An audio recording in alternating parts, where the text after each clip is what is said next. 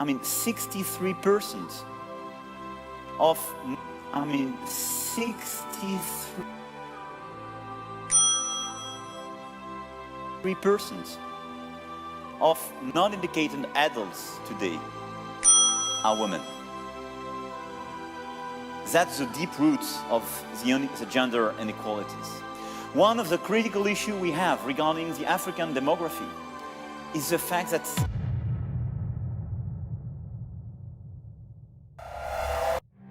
Je dédie le Call-In Show à tous ceux qui ont le courage de se lever pour nos droits et libertés. 20 seconds and counting.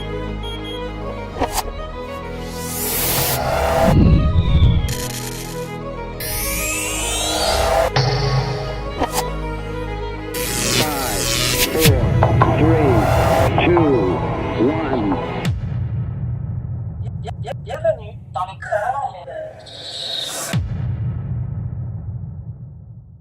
Bienvenue dans le Call-In Show. Donc aujourd'hui, le 16 septembre 2020, c'est une grande journée, une très très grande journée. C'est une nouvelle qui est difficile, difficile à distribuer, difficile à communiquer. Mais j'imagine que j'ai été mis sur terre pour ce jour-là, donc pour pouvoir communiquer une telle nouvelle. Aujourd'hui, je vais vous prouver sans l'ombre d'un doute que cette histoire de coronavirus est un outil qui a été, qui est un outil pour l'instauration du gouvernement mondial. Donc, c'est ce gouvernement mondial là, qui est en train de se mettre en place, qui utilise ce virus, qui l'étire en fait jusqu'aux élections américaines. Et ce nouveau gouvernement mondial qui est totalitaire, qui demande un contrôle absolu sur les êtres humains. Et je vais vous le prouver là. Donc je sais que je sonne en ce moment tellement conspirationniste, complotiste et tout. Mais comme vous savez, j'ai l'habitude de vous donner des preuves à l'appui et je ne parle pas de preuves circonstancielles. Je vais vous montrer donc les vidéos à l'appui. Donc c'est eux-mêmes qui le disent, je vais vous le montrer. Donc Arruda est mêlé là-dedans, les gouvernements de partout, le monde sont mêlés là-dedans. Donc je vais vous le prouver, donc on va commencer tout de suite la démonstration, mais vous comprenez que ma voix est un peu tremblante parce que pendant longtemps j'ai fait des reportages, j'ai fait des capsules sur le coronavirus et je me disais, on sait qu'il y a quelque chose qui cloche, mais peut-être que c'est pas si pire que ça. Peut-être que c'est une petite conspiration. Bon, ils veulent prendre le contrôle, un certain contrôle de la société. Mais ce que je vais vous révéler aujourd'hui, c'est un plan qui est carrément machiavélique. C'est un plan qui est lugubre. Et donc, je vais vous le révéler, mais la bonne nouvelle, c'est que je vais vous proposer une solution justement pour renverser ce mouvement.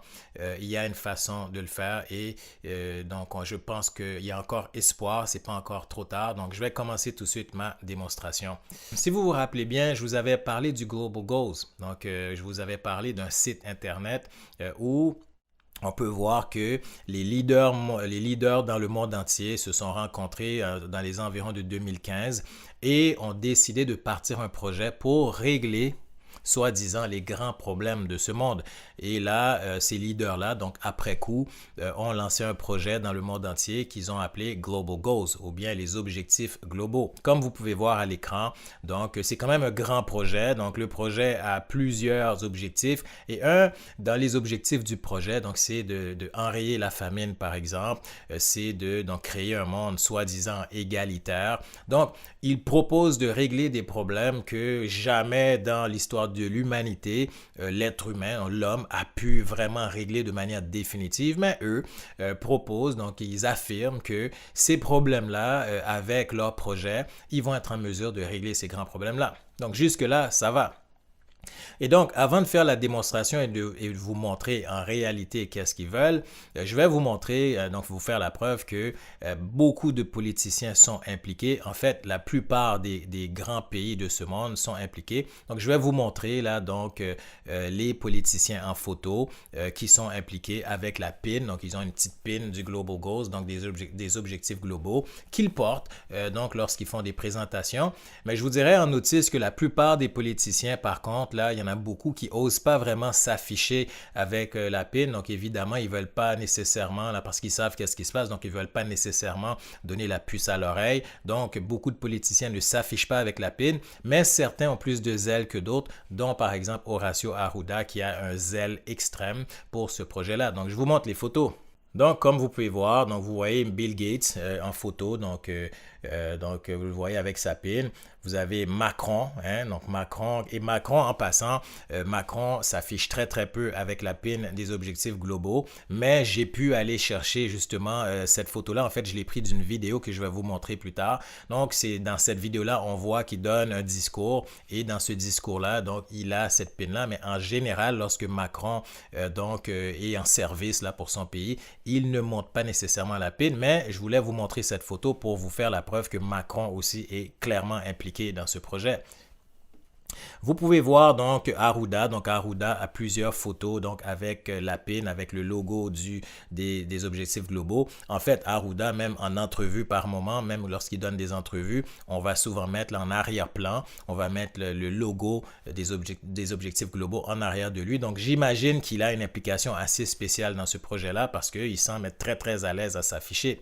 Par la suite, vous pouvez voir là donc une photo avec Bill Gates, avec des politiciens asiatiques là. Donc je ne sais pas trop qu'est-ce qui est écrit sur cette banderole là, mais vous pouvez voir là donc Bill Gates et les objectifs globaux.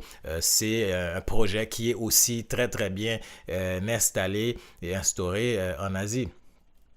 Et vous avez, avant de terminer, là, donc je voulais vous montrer que au niveau de l'OMS, vu qu'on parle de coronavirus, vous pouvez le voir là, donc Tedros Adhanom, directeur général de l'OMS, porte sa PIN régulièrement. Donc lui aussi, c'est une des personnes aussi qui s'affiche ouvertement, justement avec cet emblème là des objectifs globaux. Donc directeur général de l'OMS, s'il vous plaît. Et vous voyez là, un autre politicien encore de l'Asie avec l'effigie du Global Goals, donc des objectifs globaux. Maintenant, je vais vous faire la preuve de deux choses. La première preuve que je veux vous faire, c'est que je veux vous faire la preuve que le coronavirus est un outil pour eux, c'est l'outil qu'ils utilisent pour instaurer le gouvernement mondial, un gouvernement mondial qui veut prendre le contrôle de tous les êtres humains. Maintenant, là, quand les gens m'écoutent comme ça, ils se disent, mon Dieu, ok, Colin est rendu conspirationniste. Non, non, non, je vais vous le montrer, je vais vous le démontrer en photo, en texte et en image. On ne parle pas de preuves circonstancielles, on parle de preuves directes. En deuxième lieu, ce que je vais vous montrer, c'est que je vais vous montrer que ce n'est pas seulement vos politiciens qui sont impliqués.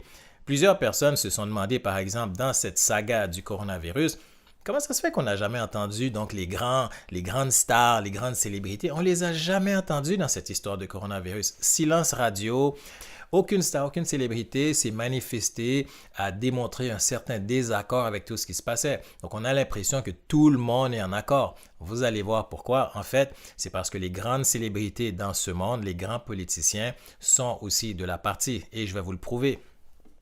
Donc, on va commencer avec la preuve que le coronavirus est un outil pour ces gens-là. Donc, j'ai deux preuves pour vous. La première preuve, c'est The Global Goals, donc les objectifs globaux. Donc, comme je vous dis, un mouvement qui implique plusieurs politiciens dans ce monde. Ils ont lancé une vidéo. Figurez-vous donc comment ils peuvent lancer une vidéo aussi explicite et penser que personne n'allait remarquer. En tout cas, je l'ai remarqué tout de suite. Donc, voici la description du vidéo promotionnel que le mouvement des objectifs globaux a lancé dernièrement et vous allez voir, c'est explicite. Voici la description du vidéo. Donc, ils décrivent la vidéo comme suit. La pandémie est un portail. Ça commence mal. La pandémie est un portail. Et là, on parle d'une organisation, on parle d'un mouvement qui implique les plus grands politiciens dans ce monde, incluant Bill Gates, incluant Arruda, incluant Macron. Vous voyez où est-ce que je m'en vais. La pandémie est un portail. Et ils disent, donc la description du vidéo va comme suit. Historiquement, les pandémies ont forcé les humains à rompre avec le passé et imaginer un nouveau monde. En ce moment, il n'y a rien de pire que de revenir à la normalité. Je vais relire encore. En ce moment, il n'y a rien de pire que de revenir à la normalité. Pour ceux qui se posent la question, qu'est-ce que je suis en train de lire? C'est une traduction de leur vidéo et je vais le lire en anglais parce que c'est terrible. Ils disent en anglais, Right now, nothing could be worse than a return to normality. OK, attends un instant. Est-ce que le désir de tous, c'est pas de revenir à une vie normale? Mais eux, croient pas à ça. C'est pas leur projet. En ce moment, il n'y a rien de pire que de revenir à la normalité. Et je continue. C'est le temps d'imaginer un futur où les objectifs globaux sont tous accomplis. Vous le voyez ici, là. Donc, vous voyez un peu la teneur du texte. Alors, là maintenant, je vais vous présenter la vidéo, donc la vidéo promotionnelle qu'ils ont mis sur le site. En passant, la vidéo n'est pas disponible dans la version française du site, mais je vais vous laisser regarder la vidéo pour vous faire une histoire courte. Ce qu'ils disent dans la vidéo, pour ceux qui ne parlent pas anglais, c'est exactement ce que je viens de lire. C'est-à-dire qu'ils parlent d'une pandémie qui ouvre une porte à toutes sortes d'opportunités et l'opportunité qu'on a, c'est de créer un nouveau monde et on ne veut plus jamais regarder en arrière. Et c'est ce que la pandémie nous donne comme opportunité, d'où la raison pour laquelle ils considèrent que la pandémie est un portail. Whatever it is, coronavirus has made the mighty kneel and brought the world to a halt, like nothing else could. Our minds are still racing back and forth, longing for a return to normality. Trying to stitch our future to our past and refusing to acknowledge the rupture. But the rupture exists. And in the midst of this terrible despair, it offers us a chance to rethink the doomsday machine we have built for ourselves. Nothing could be worse than a return to normality. Historically, pandemics have forced humans to break with the past and imagine their world anew. This one is no different. It is a portal, a gateway between one world and the next.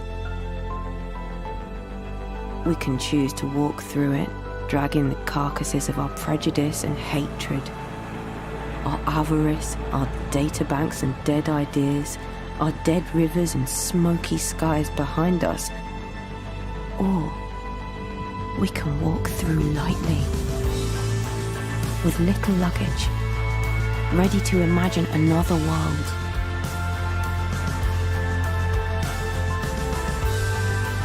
And ready to fight for it.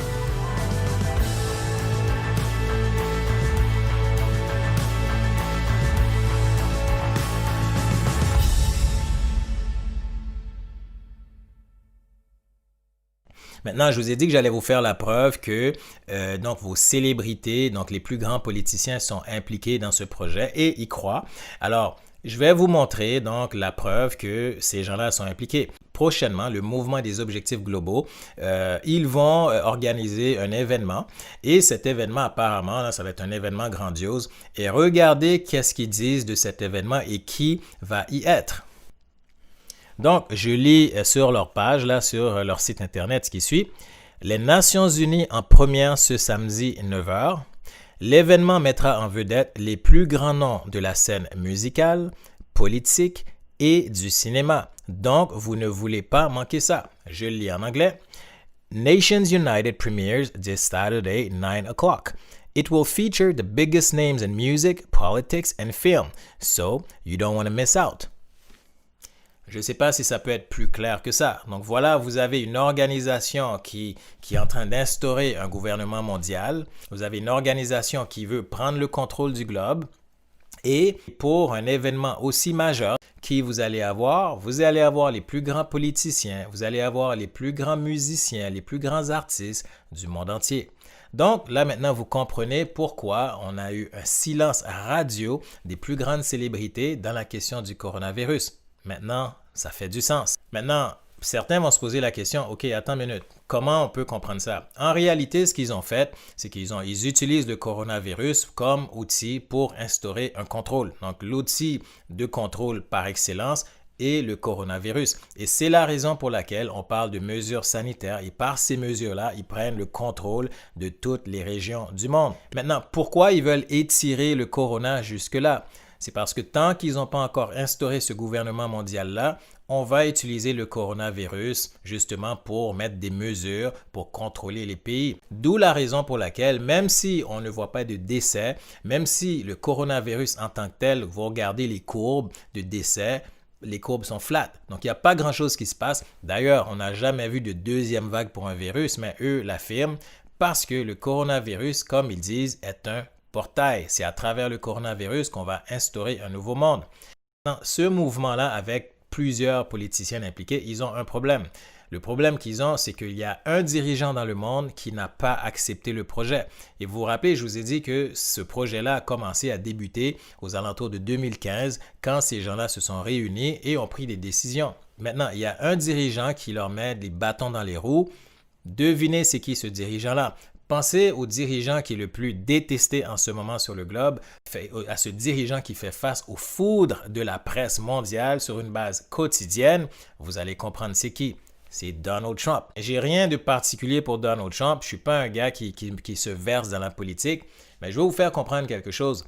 Donald Trump est celui qui a toujours milité pour justement garder les pays souverains, c'est-à-dire que garder les barrages, garder les pays distincts. Et les démocrates, ses opposants, ont toujours milité pour un programme beaucoup plus mondialiste, beaucoup plus ouvert. Et le problème que ce mouvement-là a, c'est que Donald Trump n'y croit pas. Donald Trump n'y croit pas parce que Donald Trump ne croit pas à la servitude des peuples. C'est tout simplement, il croit à un monde où ce que les pays peuvent fonctionner indépendamment, en collaboration, mais Donald Trump croit à un monde où ce que les gens sont libres. Alors que ce mouvement ne croit pas à la liberté des peuples, ne croit pas à la liberté des individus. Ils veulent avoir un gouvernement mondial qui va diriger d'une main de fer les gens, un gouvernement qui va être en plein contrôle des gens et des déplacements des individus. Et c'est la raison pour laquelle tous les jours, Donald Trump fait face à des attaques de la presse et ils vont tout faire pour renverser son gouvernement. D'ailleurs, l'histoire des Black Lives Matter, là, c'est pour Donald Trump. Donald Trump est celui qui est visé par toute cette saga Black Lives Matter antiraciste parce qu'ils ont décidé de prendre la carte du racisme pour justement convaincre le monde que Donald Trump est un raciste pour faire tomber son gouvernement.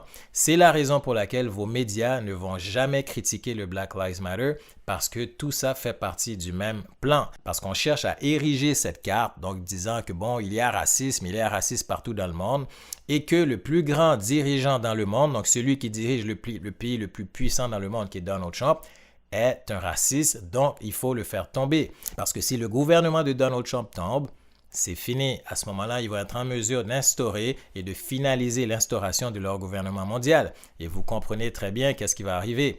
Les gens comme vous et moi ne seront plus libres. On va être contrôlés par ce gouvernement. Et les gens qui vont être libres, donc ce sont vos célébrités, les gens les plus riches, les politiciens. Eux vont avoir la liberté de fonctionner, la liberté de voyager, la liberté de faire ce qu'ils veulent, alors que les gens du peuple, les gens ordinaires comme moi et vous, on va être contrôlés par des outils de traçage, donc qui va déterminer où est-ce qu'on doit aller, où est-ce qu'on ne doit pas aller. On va être contrôlés par des mesures sanitaires qui vont faire en sorte qu'ils vont nous dicter comment vivre. Donc voilà un peu l'état des choses. Maintenant, je sais que c'est très très lourd à porter comme nouvelle. Maintenant, qu'est-ce qu'on peut faire? Il y a une solution. Il y a une solution et il n'y en a pas deux.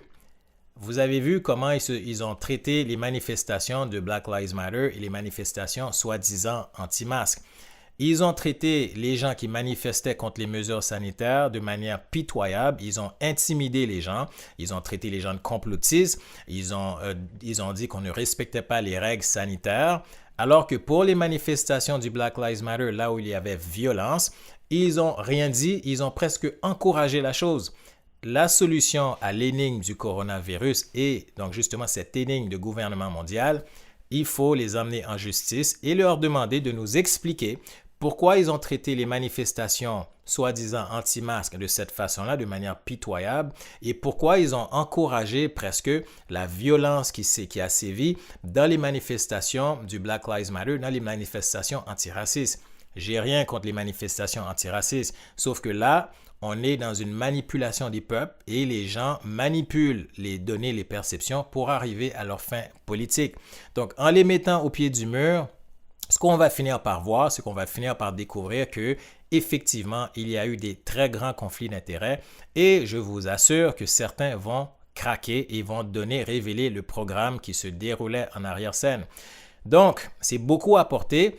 Ceux qui veulent faire partie de ce mouvement justement pour aller à l'encontre de ce gouvernement mondial qui s'instaure, abonnez-vous à ma chaîne. Donc, les gens qui sont dans le droit, donc les avocats, vous savez quoi faire, communiquez avec moi s'il le faut. J'aimerais ça mettre en place un mouvement justement où on va les confronter devant la cour, on va confronter les grands journaux, on va confronter le gouvernement et leur demander de nous expliquer pourquoi est-ce qu'ils ont traité les manifestations du soi-disant anti-masque contre les mesures draconiennes du gouvernement de cette façon et ont intimidé les gens, comparativement à la façon dont ils ont traité donc les manifestations antiracistes où il y a eu violence et n'ont jamais dénoncé de manière explicite la violence, n'ont jamais dénoncé le non-respect des mesures sanitaires, mais au contraire, ont semblé approuver le tout alors qu'ils étaient capables d'intimider presque à chaque semaine, presque à tous les jours, des gens qui ont voulu manifester pour leurs droits et libertés.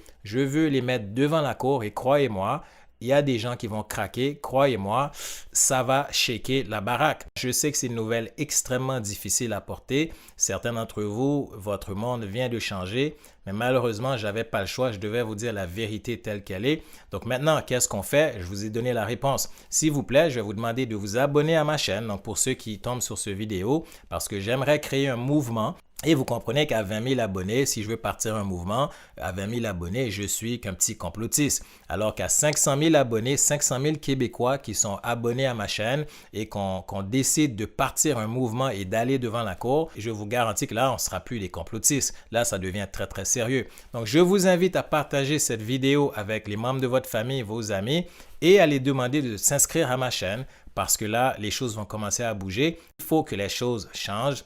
On vient de les démasquer. Voilà pour aujourd'hui, c'est un grand épisode. Merci pour le support, merci pour vos dons. Donc pour ceux-là qui m'aident justement là, à faire vivre cette chaîne parce que sans vos dons, on ne pourrait pas faire progresser cette chaîne. Et aussi, un grand merci à ceux qui partagent mes capsules et cette capsule-là, il faut la partager parce que là, on vient de les démasquer. Écoutez, merci pour tout ce que vous avez fait pour moi. On vient d'atteindre 20 000 abonnés. C'est très, très bien. Et là, on vise un demi-million s'il le faut. 1 million de Québécois qui s'abonnent à cette chaîne parce que là, on vient de les démasquer et je veux les amener en cours pour qu'ils nous expliquent pourquoi ils ont intimidé les Québécois pendant tous ces mois-là avec leurs histoires de coronavirus et tout. On ne met pas le masque et en plus, ils intimident nos jeunes. Et pourquoi pour les manifestations antiracistes, ils n'ont rien dit et jusqu'à maintenant ne disent rien. Regardez comment ils ont traité la manifestation de Portland. Rien. Il y a eu des feux, il y a eu mort d'hommes. Rien. Ils ont au contraire, ils ont semblé encourager la chose. Ils vont devoir nous expliquer le tout devant la cour. Merci et passez une excellente journée. Hasta la vista.